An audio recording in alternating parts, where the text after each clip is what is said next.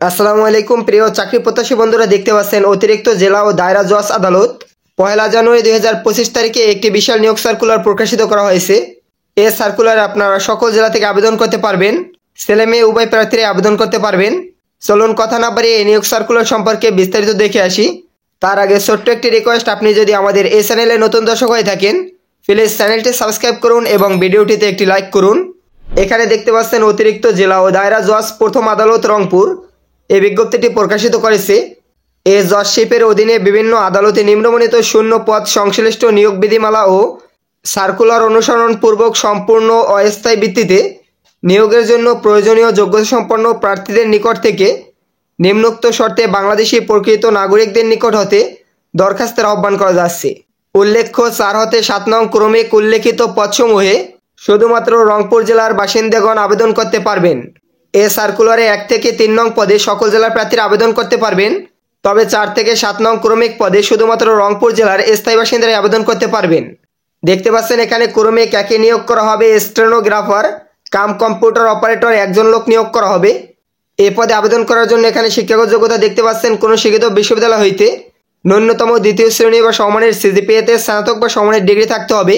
ষাটলিপিতে ইংরেজি ও বাংলা প্রতি মিনিটে যথাক্রমে 100 ও 80 শব্দ গতি থাকতে হবে। এছাড়াও ইংরেজি ও বাংলা প্রতি মিনিটে যথাক্রমে 35 ও 30 শব্দ টাইপিংয়ের গতি সম্পন্ন থাকতে হবে। এছাড়া এখানে আরও দেখতে পাচ্ছেন সরকার অনুমোদিত প্রতিষ্ঠান হইতে ষাটলিপি এবং কম্পিউটার কোর্সের সনদপত্র প্রাপ্ত, কম্পিউটার হার্ডওয়্যার এবং সফটওয়্যার কাজে দক্ষতা অতিরিক্ত যোগ্যতা বলে বিবেচিত হবে। দেখতে পাচ্ছেন ক্রমিক 2-এ নিয়োগ করা হবে 7 মুদ্রাক্ষরিক কাম কম্পিউটার মুদ্রাক্ষরিক। এ পদে 7 জন লোক নিয়োগ করা হবে।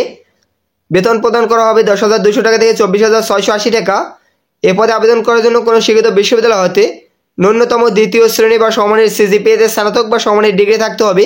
ষাটলিপিতে ইংরেজি ও বাংলা প্রতি মিনিটে যথাক্রমে টাইপিংয়ের গতি 100 শব্দ ও 80 শব্দ গতি সম্পন্ন থাকতে হবে। ইংরেজি ও বাংলা প্রতি মিনিটে যথাক্রমে 35 ও 30 শব্দ কম্পিউটার টাইপিংয়ের গতি সম্পন্ন থাকতে হবে। এছাড়া এখানে প্রয়োজন হবে সরকার কর্তৃক অনুমোদিত প্রতিষ্ঠান হইতে ষাটলিপি ও কম্পিউটার কোর্সের সনদপত্র প্রাপ্ত থাকতে হবে। কম্পিউটার হার্ডওয়্যার এবং সফটওয়্যার কাজে দক্ষতা অতিরিক্ত যোগ্যতা বলে বিবেচিত হবে।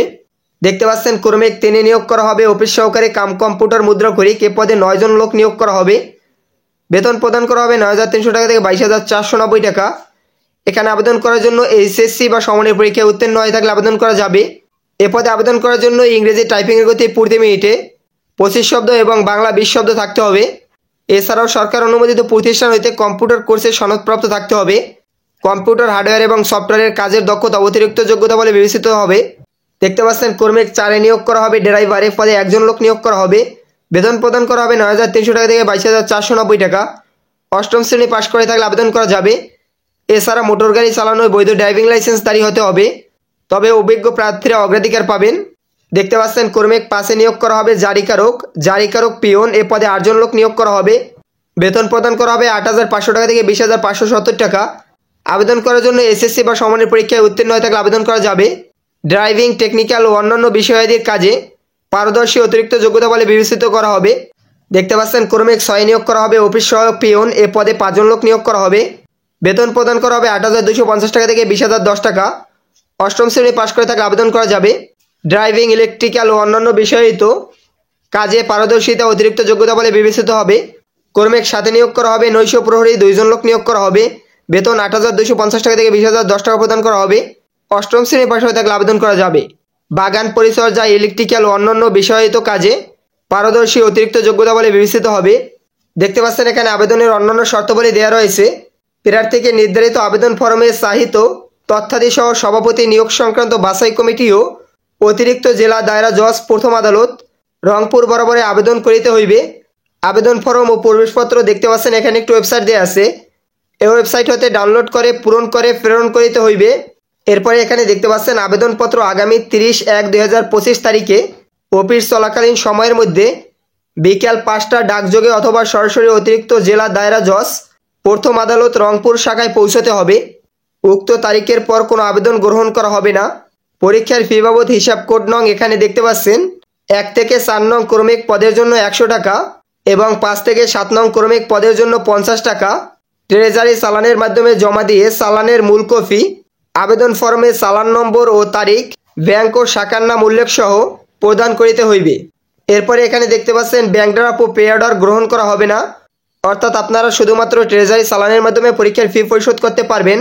প্রবেশপত্র ইস্যুর স্বার্থে আবেদনের সহিত প্রার্থীর বর্তমান ঠিকানা সম্বলিত 10 টাকা মূল্যমানের ডাক টিকিট যুক্ত একটি ফেরত খাম 9.5 ইন্টু 4.5 ইঞ্চি সাইজের দিতে হবে। প্রার্থীদের বয়সসীমা এখানে দেখতে পাচ্ছেন 30/1/2025 তারিখে সর্বনিম্ন 18 এবং সর্বোচ্চ 32 বছর। এর ভিতরে যে সকল প্রার্থীদের বয়স রয়েছে তারা আবেদন করতে পারবেন।